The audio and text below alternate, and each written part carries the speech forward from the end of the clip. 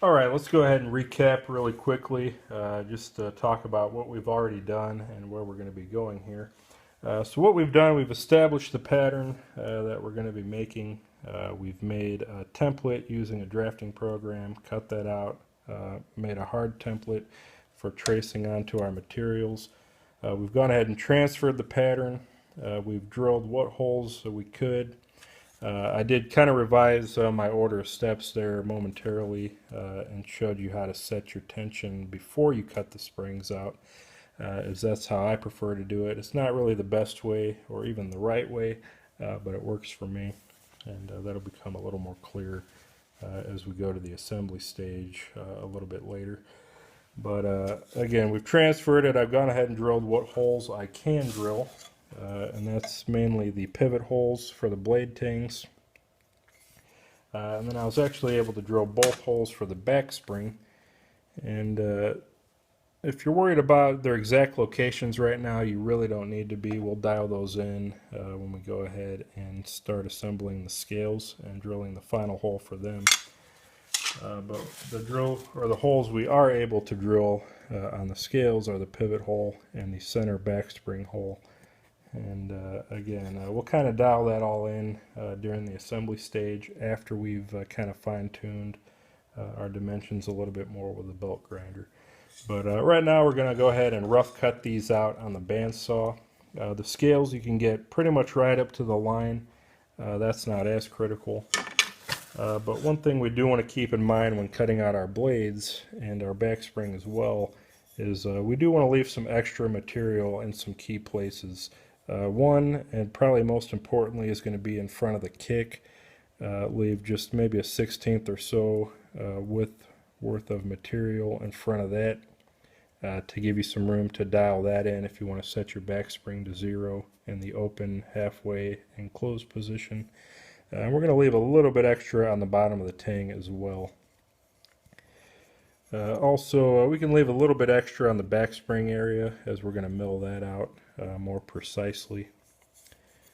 But the rest of it we can go pretty much straight up to the lines, and I'll show you that when it's completed. As far as the back spring, the inside we can go pretty much straight up to the line. You want to leave a little bit extra on the end so that we can square that up to our blade ting. And then you want to leave just a little bit extra on the back for flushing up to your scales and getting that all dialed in during the assembly process. So up to the line, pretty much on the inside, a little extra on the outside and the ends. And then again, leave some extra material on the kick and the bottom of the ting. And I'll go ahead and turn the camera off after I cut these out. I'll just show you what I cut and what I left before we take it onto the belt sander. Alright guys, pretty much got all my pieces rough cut, the scales, the back springs, and the blades. And one thing I will note, and I'm not sure why I did it this way, but I kind of skipped ahead. I really didn't mean to drill these holes yet. Normally what I would do is I would cut the rough profile of the scales out, super glue them together so that I know they're going to be lined up, and then I would flush the lines up, drill my holes, and then I would know that everything's going to be lined up perfectly and still be square and flat. And for some reason I decided to drill my holes ahead of time. That said, hopefully it won't be an issue as my templates are pretty precise. So what I'm going to do here is put a couple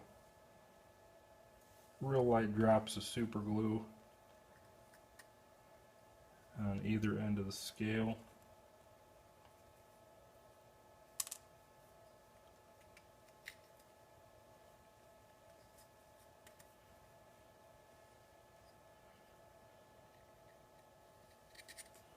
Stick a couple pins in to help line things up. And then I go ahead and glue them together anyway so that I can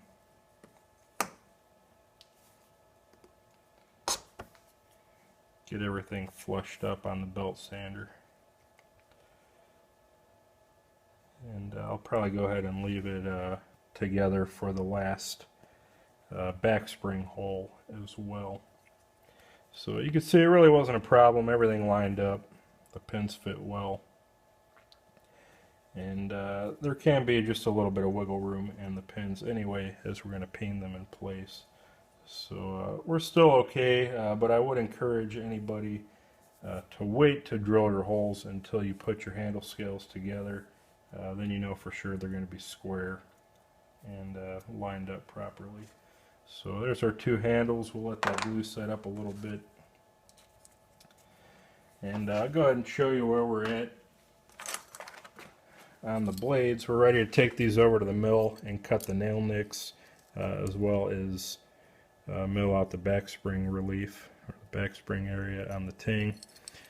But pretty much got these ready for heat treat as far as the back springs are concerned.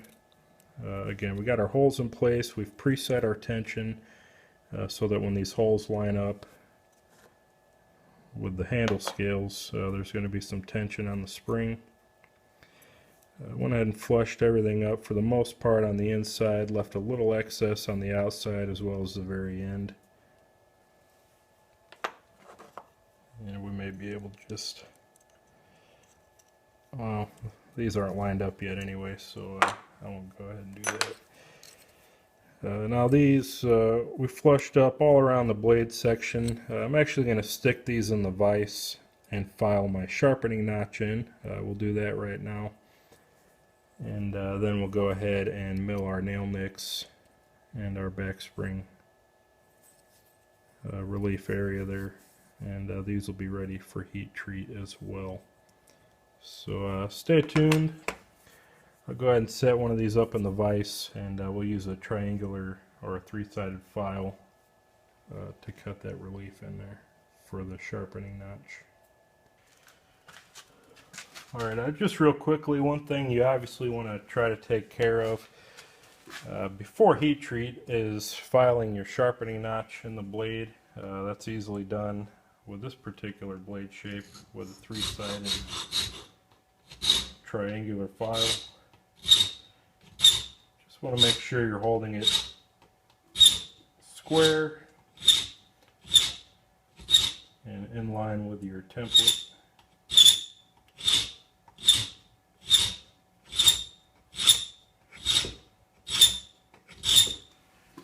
And it really just takes a few quick passes.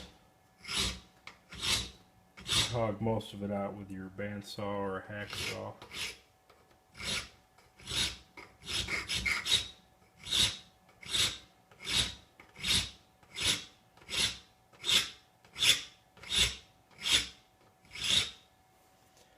Just try to get it fairly clean and understand that once this is heat treated, this is going to be very hard.